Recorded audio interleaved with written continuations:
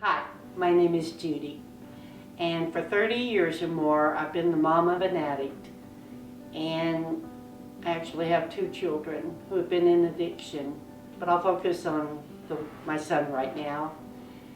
Kyle's journey began young through a lot of pain and suffering that had gone on in our family.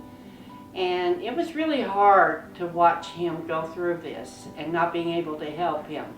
My love for him was great. My passion for getting us through this and my passion for God, I knew was going to get me through this. I just didn't know when. And I felt alone in this for quite a long time because there was a stigmatism on this, and I was going to see him through. Well, fast forward a few years, probably about 15 years, I had prayed God to take him to the bottom of himself.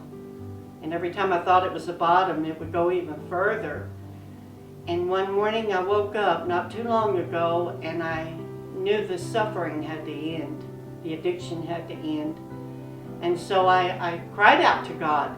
I cried out loud to him and I told him, God, you either take him right now and end his suffering, or you fix him.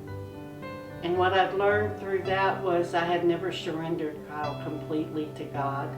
I thought I could fix it and I couldn't. Well, he was living in a car at that point and I didn't know he was going to make it. And at that same time, Teen Challenge came to our church and God spoke to me loudly and he said, go. That's all I heard him say was go. And I was insistent on doing something. And at that time I was talking to Kyle through text because he didn't have phone service. And he was living in this horrible, filthy car with no air conditioning under horrific conditions. And I told him through a text, I said, Kyle, you either come to Teen Challenge or you stay where you're at. I can't go any further. I can't help you anymore. There's nothing left to help with.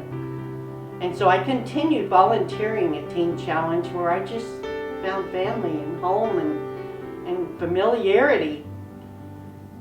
And it took 2 or 3 days of telling him the same thing over and over, and I finally got a text, okay, I'll go. So I came back and talked to Pastor Greg and a few of the other people here and told them the situation. And the very next day they drove down and got him, and they brought him. And I met him that night and we got the necessary requirements done for him to come on Monday, and I got to spend the weekend with him.